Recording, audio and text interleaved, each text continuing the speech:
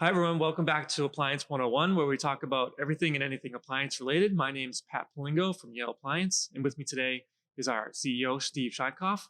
We're live in our Boston showroom. We'll be talking about dishwashers and appliances that people should never buy when considering their project. If you're new here and just starting out, I suggest you start at the beginning. So we're going to touch on topics we've discussed previously. With that out of the way, let's get started.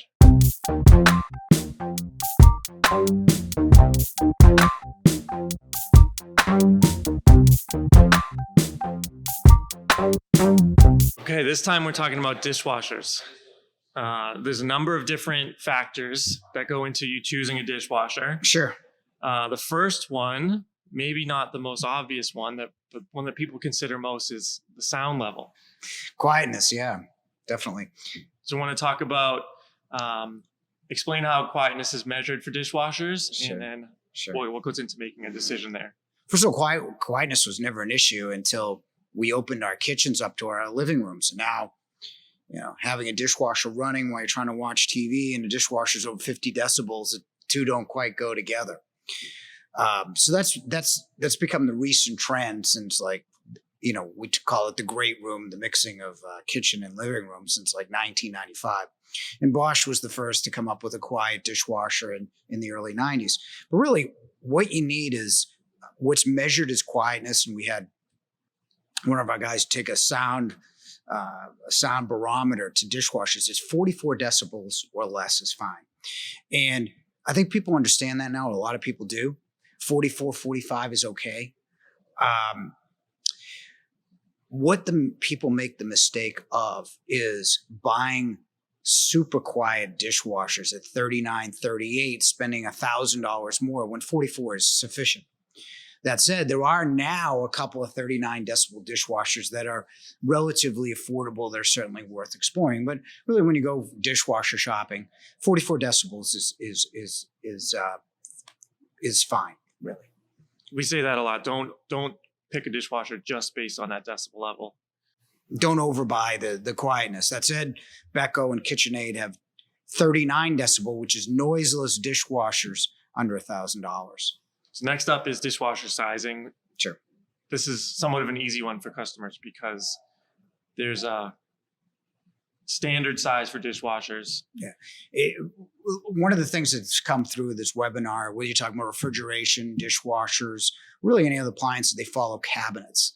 So it's almost impossible to get a dishwasher wrong. Height with ADA may be an exception, but in terms of width, it's either 18 or 24. There's no such thing as a 22-inch dishwasher. You can't get that wrong from that aspect of it. Only height, really, and that's with ADA, and that's very infrequent. Yeah, so it's 24 inches unless you need that. Yeah, 18 or 24. ADA. 24 is 98% of the sales. Next, let's talk about the interior of the dishwasher. Sure. The tub. There's plastic is an option, or stainless steel. You want to talk about? Well, there's three options. There's plastic, which holds water just fine. There's hybrid style Samsung and Bosch, which is a combination of plastic and stainless for whatever reason to keep the price lower. But most of the better dishwashers now are stainless. And the benefit to a stainless, other than manufacturers putting features on it, is it's a solid surface. So germs can't get into little pores like they will in plastic. And it's not such a big deal. You wash it out in a citric acid compound in the plastic to reduce the odors. Like we used to tell people to use Tang. That's still around, or whether I'm dating myself.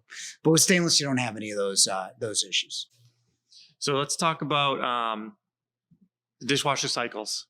Yep. There's a core set of cycles that basically all dishwashers have, and then talk about what you get and maybe some upgraded. Sure. When you talk about cycles, really the ones that people use is a pot scrubber. It's a normal, it's a light, a heated or non-heated dry option maybe. And there's all kinds of econo cycles that shorten the cycle. But really, when you talk about a dishwasher, it's how many times it rinses and washes and pre-washes. A pot scrubber will have more rinses and more washes at more time than, say, a normal cycle, which will eliminate some rinses and add a wash, a rinse, and a dry. And that's really what you get. True specialty cycles, if that was your next question, are, Beko's got the Beko's got the scrubber on the bottom, which is just because most dishwashers they don't have like a they have a gentle cycle, which is really more rinsing than washing. They don't have like a true power wash. Becco's got that bottom fin, which has got a power, which is a concentrated spray. Miele has some of those. Samsung has that flex wash, and some of the other models do. But in terms of that, really, what you want is something that'll get rid of your heavily soiled pans, lightly soiled pans, a light wash that won't ruin your china. A couple different dry cycles is really what you need. And a lot of people, the Miele is the KitchenAid. Certainly Becco is another one that will add a lot more to that. Bosch is another one as well. Yeah. You mentioned drying. Let's dive into the different types of drying available and explain the differences there. Sure. Yeah. What the old Americans do and still do is they add heat, right? It's a heated dry, so it adds heat. I'm not sure how effective that is because the dishwasher is already hot. So it adds more conventional heat to a dishwashing process. What a lot of new ones are doing is doing clean air, which is basically adding a port below. KitchenAid does it. Miele does it. And what they do is they add outside air into the side of the dishwasher. Now, here's how it works. The steamy air of the inside of the dishwasher goes to the colder side and dissipates as water. And Miele made that famous. KitchenAid's done that on their new series of dishwashers. Mm-hmm. And then you have Crystal Dry. Crystal Dry is zeolite. I didn't believe it when it first came out. It's a volcanic element that adds heat and absorbs moisture, and it really works. It's probably the best, but you're only going to get that on, the upper Bosches at like $1,300. Bosch, Thermador has it on their Star Dry, but Thermador is a Bosch dishwasher. But that's a really interesting way to dry your dishes, is the zeolite. But really anything, it's basically time and heat and some, and then it's kind of the additional air on some of the other ones, and then zeolites on the best ones to dry. Cool. Thanks.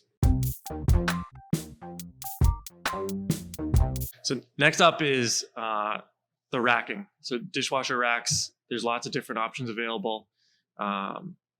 Silverware racks, cutlery racks, etc. You want to describe what the layout looks like? Well, basically, all the dishwasher you can buy is 24-inch. So inside, if you take a look at it, dishwasher racks can only do certain things. Now, certain racks have become more interesting over time, more innovative. But typically, what you want in a dishwasher, if you take a look at what you actually put in it, you're putting a dinner plate and a wine glass. So typically what you want is an adjustable top rack. Easy. What a lot of companies have done has put a third rack up top for silverware. And I think it's really smart. You have more available space down below for plates, and you move the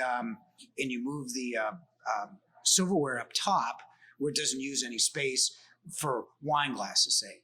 So the original formula of dinner plates, wine glasses, silverware, you have more space for dinner plates. It's smart. What KitchenAid has done, and some of what Miele has done is it made their rack like adjustable. It just flips up and down, side to side. They're probably the most adjustable. What KitchenAid did with their new series is they slanted it down to give you more available for plates. Then they added a level of spray from the rack itself. So now you get 4 levels of wash. And the one thing that you got to really be mindful of, putting a silverware rack on the top, you should have there should be some sort of washing action on the top to get to the silverware, which isn't always the case. And that's really it. When you look at racks, it's basic, and then you have more adjustable, and then you have the third rack, and then you have that KitchenAid everything rack on their 4th level. So we kind of laid out what to consider for a dishwasher. Let's talk about kind of some price ranges, like entry level, what you're going to get, what's the price range? Typically, everything's changed now because less people are making less expensive dishwashers. Dishwashers are another product that's been critically unavailable over the last year. I mean, Bosch hasn't made a dishwasher below $1,000, and most people buy dishwashers under $1,000. So if you look at your basic dishwasher at $400 or $500, you're getting basic cycles. Maybe you're getting a plastic tub. Towards the $500, you're getting a metal tub. When you get to the $700, you're getting more cycles, maybe a third rack up top. $800-900, you're getting better sound. You're getting to that 44 decibels. You're getting the third rack up top, more cycles, and then when you go over $1,000, you're getting more features, more specialty features. Zeolites at $1,300, but you can get a good Miele and Beko at $899 for Beko, $999 for KitchenAid, 39 dB. That'll give you all the cycles you need and good quietness. And then we touched on this in the last episode. Manufacturer rebates can affect dishwashers, where some you can actually get a free dishwasher as part of promotions. Free's always good. There's a couple of things you're going to get when you buy a JennAir package or a Thermador package, or maybe some of the other packages that from manufacturers don't carry, like a Viking or maybe a Decor. You're going to get a free dishwasher, which is always a good thing. The only problem is with the free dishwashers they're real basic.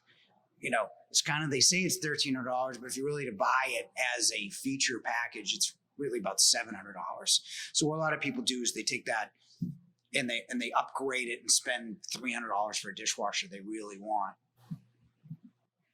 Any final notes on dishwashers to wrap it up? Yeah, really, you want to buy the features that you use. And really, in tough times, what we always say in blog articles is really look at the features, then look at the brands.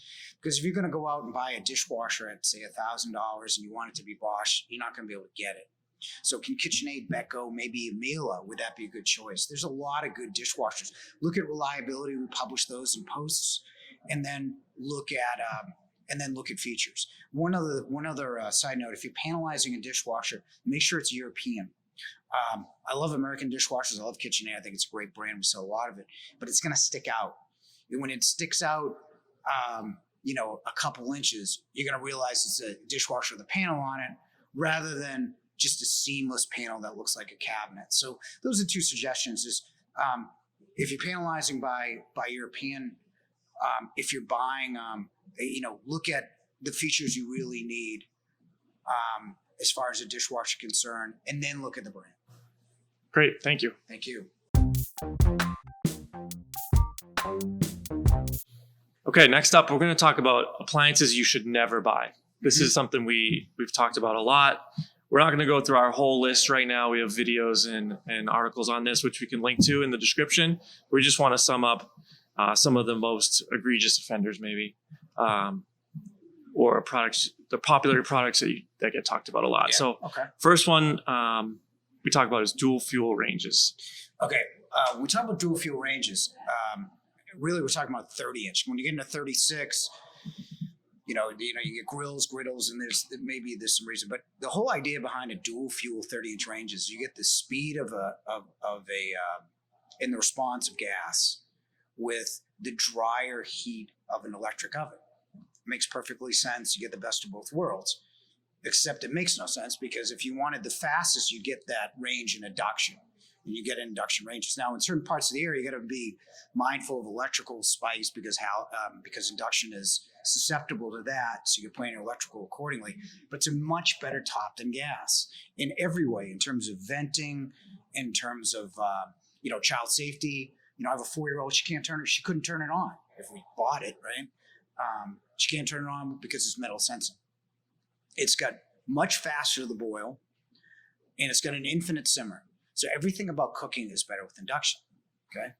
But then you gotta talk about, I mentioned my mother in an article, and she loves to broil and she loves to roast. She had world famous pot roast, and she loved to broil things to a nice shoe leather kind of texture. But you can't do that on an electric range. Electric is better for baking. And what a lot of people, they walk in appliance stores and say, I want the best range available. They get sold a dual fuel, only to find out you can't really broil with an electric boiler effectively. I mean, you can, but it's not effective. And roasting is not as good because electric is a drier heat. It's better for baking. If you're going to roast, you want a moisture heat, and that's gas. So there's no reason for anybody to buy, unless they have electrical problems in their area, to buy a dual fuel 30-inch range. And it is marketed as the best thing for everybody. And it's just not the case. So next up, air fry. Air fry specifically in anything. In ranges. Yeah, air fry doesn't work. And how could it?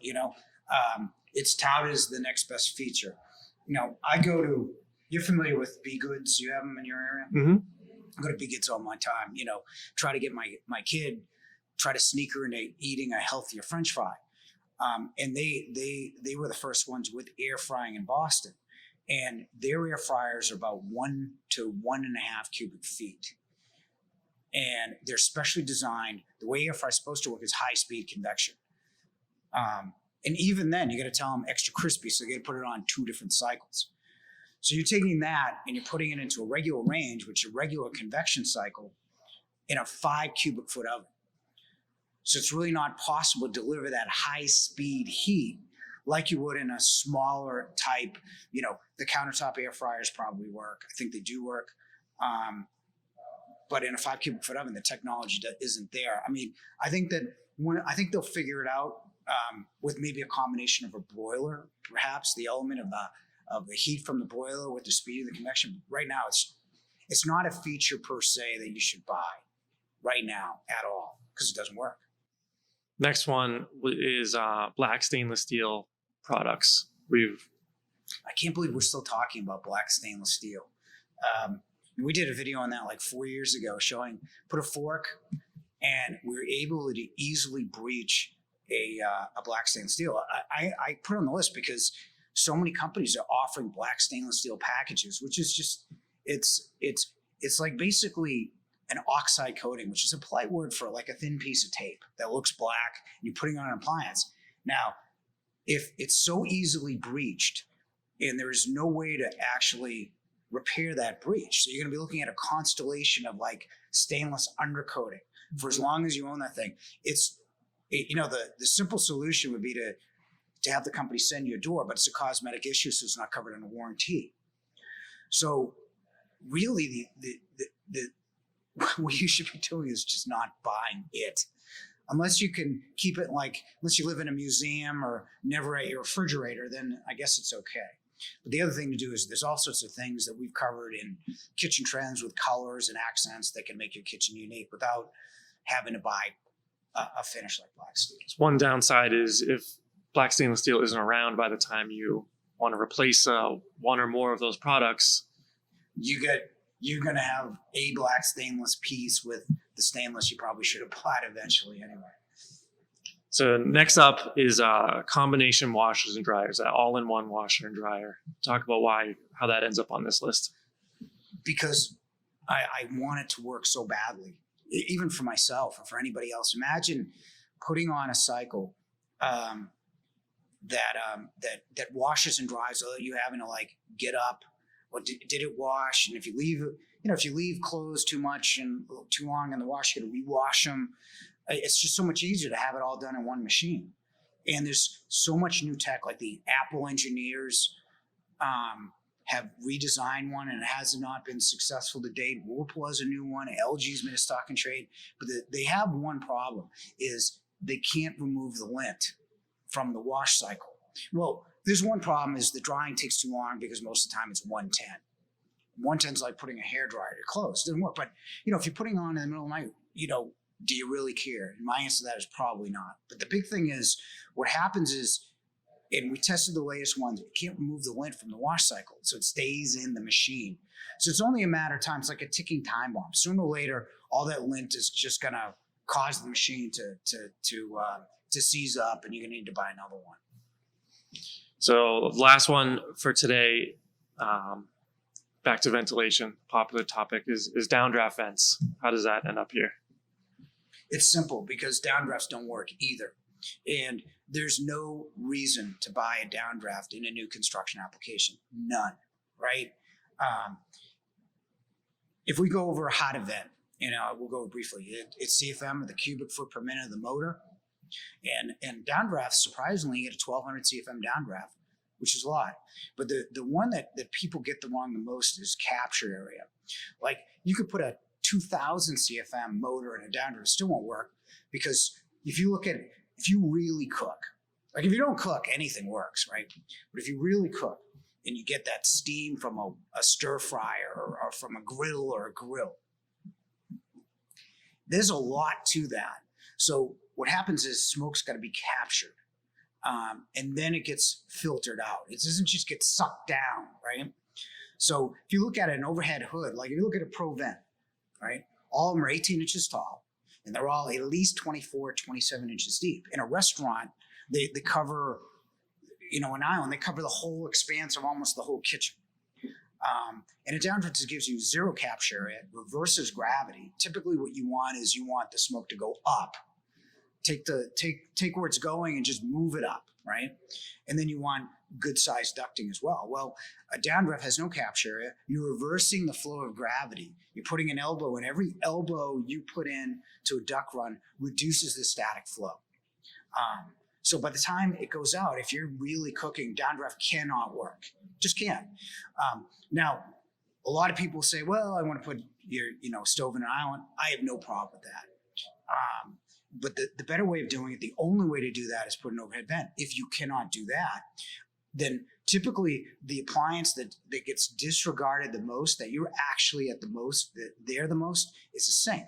Put a sink in an island, an entertainment sink, like a galley sink if you need to, and put the venting on the wall where it belongs. Mm-hmm. And that's why in new construction, you should never, ever, ever buy a downdraft. So these are the most egregious ones that we talk about a lot. We have 12. We have a whole list, which We have 2 whole lists. We'll have a link for. Thanks, Steve. Thank you. Thanks for tuning in for today's episode. We'll make sure to link our dishwasher buying guide and other resources in the show notes. Next week, we'll be discussing laundry and whether you should purchase appliances online or in store. As always, thanks for watching, and don't forget to subscribe for the next update. See you next time.